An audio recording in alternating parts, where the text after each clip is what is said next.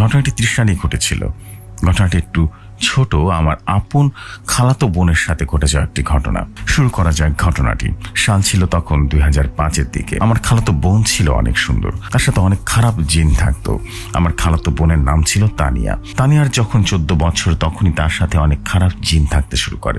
কিছুদিন পর পর রাতে সবাই ঘুমিয়ে পড়লে তানিয়াকে নানান জায়গায় পাওয়া যেত। কোনোদিন রাতের অন্ধকারে পুকুরে পাওয়া যেত, আবার কখনো গাছের ওপরে। এভাবে প্রায় কিছু বছর তাকে খারাপভাবে জিনেরা কষ্ট দিতে থাকতো। একদিন ঝড় এলো। ঝড়ের দিনে আমার খালা শাশুড়ির রূপ ধারণ করে আমাকে খালার জানালার কাছে এসে বলতে থাকলো, তানিয়া কোথায়? খালা বলে সে ঘুমিয়েছে। খালা শাশুড়ি বলে বাইরে অনেক আম গাছ থেকে আম পাড়ছে তানিয়াকে বলে আম কুড়াইতে আয়। আর তখনই খালার মনে সন্দেহ হয়, এত ঝড়ের মধ্যে শাশুড়ির মা আম কুড়াচ্ছে কিভাবে? একটা কথা বলে রাখি, খালু তখন বিদেশে থাকতো। এরপর খালা এসব বিষয় এড়িয়ে যান এবং পরের দিন তার শাশুড়ি মাকে বলেন তিনি কি তার আগের দিন আম কুড়িয়েছিলেন কিনা। তার শাশুড়ি মা বলে না, একেবারেই না। পরে খালা শিওর হন যে ঘটনাটি আসলে একটা প্যারানর্মাল ঘটনা, সেটা জিনই ছিল। এই ঘটনার প্রায় 5 থেকে 6 মাস পর আমার খালাতো বোনকে জিনেরা মেরে ফেলে।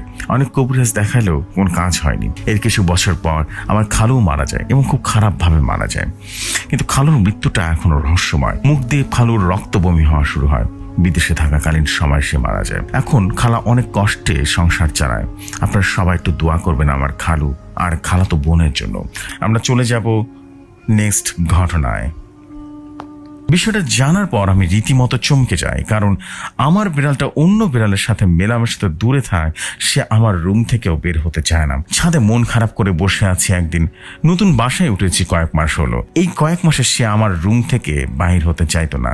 খেয়াল করেছিলাম আমার বিড়ালটা কয়েক সপ্তাহ ধরে আমার রুমেই যেতে চাইছে না। আমি তাকে জোর করে নিয়ে আসলেও আমার কোল থেকে কোনোভাবেই নামতে চাইতো না। বড় বড় চোখ করে আমার রুমের এদিক সেদিক তাকাতো, বিশেষ করে রাতের বেলা এটা করত। আর গভীর রাত হলে অদ্ভুতভাবে ডাকাডাকি করত। এর আগে এরকম কখনো হয়নি। বেশ চিন্তিত হয়ে পড়লাম আমি। বাসায় তো এসব নিয়ে কোনো পাত্তাই দেয় না কেউ, কারণ একজন মেয়ে হিসেবে ঘরের বাদ বাকি সব কাজ দায়িত্ব আমার ভাগ্যে পড়লেও সারাক্ষণ আমার বিড়ালটাকে নিয়ে আমি পড়ে থাকি। হঠাৎ পেছন থেকে কে যেন আমার কাঁধে হাত রাখলো। আমি চমকে উঠি। পেছন ফিরে তাকিয়ে দেখি একটা মেয়ে দাঁড়িয়ে আছে। দেখতে বেশ সুন্দর আর আমার বয়সী হবে, তবে গলায় সাদা ওড়না পেঁচানো দেখে আমার বেশ অদ্ভুতই মনে হলো। গরমে এভাবে কেউ ওড়না দেয়? যাক, আমি মিষ্টি স্বরে বললাম, কি কিছু বলবে আপু? মেয়েটা বলে উঠলো, না, তোমাকে দেখে মনে হলো খুব মন খারাপ, তাই ভাবলাম একটু আলাপ করে চলো তোমার সাথে। আমি তখনও বেশ অন্য মনস্ক ছিলাম, কিন্তু একটা মেয়ে আলাপ করতে চাইলেও ইচ্ছে না থাকা সত্ত্বেও কথা বললাম। তো বেশ, তো কয়তলা থাকেন? মেয়েটা বলে উঠলো, আমি নতুন এসেছি, 3 তলাতে থাকি। হঠাৎ খেয়াল করলাম রেলিংয়ের উপরে বসা একটা কালো কুচকুচে বেড়াল আমার দিকে তাকিয়ে আছে।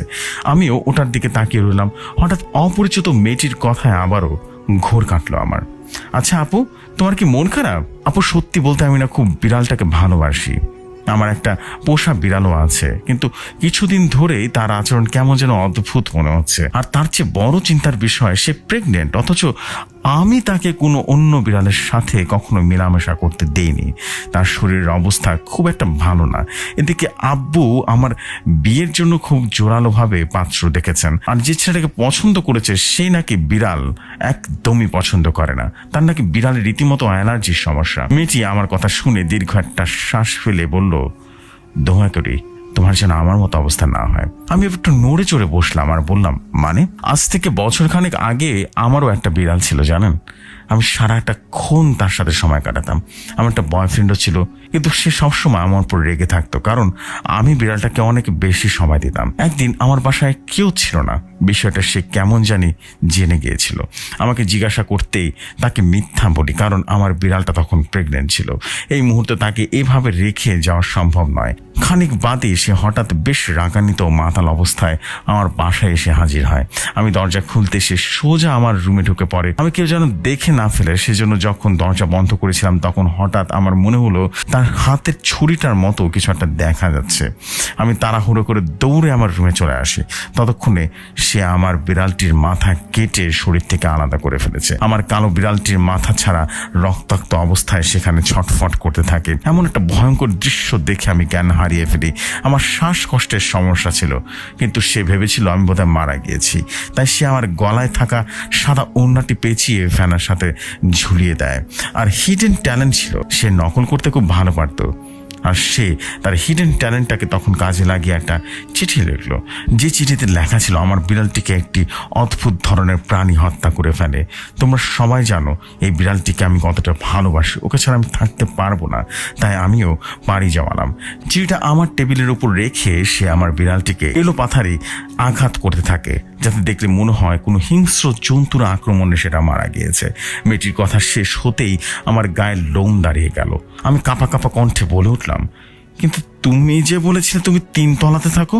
মেয়েটি আমার দিকে তাকিয়ে একটা মুচকি হাসি উঠল, এরপর বলল, আপু একটু খেয়াল করো তো আমি কত তলায় থাকতাম বলেছিলাম। কেন 3 তলা? আমার মুখ দিয়ে আর কোনো শব্দ বের হচ্ছে না। আমি বাকরুদ্ধ হয়ে মেয়েটির দিকে তাকিয়ে আছি, কারণ এই মেয়ে 3 তলাতে কিভাবে থাকবে? 3 তলাতে তো এখন আমি ভাড়া থাকি। মেয়েটি হঠাৎ কারো বিড়ালটির দিকে তাকাতেই বিড়ালটি এক লাফে তার কোলে চলে আসে, কিন্তু বিড়ালটির মাথা সেই রেলিংয়ের উপরে ঝুলতে দেখা যায়। এমন ভয়ানক দৃশ্য দেখে আমি নিজেকে আর এক মুহূর্ত ধরে রাখতে পারলাম না। আমি সেখানেই জ্ঞান হারিয়ে পড়ে যাই। জ্ঞান ফিরতে দেখি সবাই আমাকে ঘিরে দাঁড়িয়ে আছে, আর বিড়ালটিও একেবারে সুস্থভাবে আমার পায়ের কাছে বসে আছে। আমি চোখ বন্ধ করে আছি আর কারা যেন পাশের রুমে বলাবলি করছে। যে ছেলেটার সাথে আমার বিয়ে হওয়ার কথা ছিল সে নাকি একটি কালো বিড়ালের কামড়ে অদ্ভুতভাবে মারা গিয়েছে। তার আরো কিছুদিন পরে জানতে পারলাম ছেলেটি একটি খুনের সাথে জড়িত ছিল। ছেলেটি একটি বিড়ালকে খুব জঘন্যভাবে হত্যা করে এবং তার প্রেমিকাকেও খুন করে ফাঁসিতে ঝুলে দিয়েছিল। ভাই এই ছিল ঘটনাটি কেমন লাগলো অবশ্যই জানাবেন।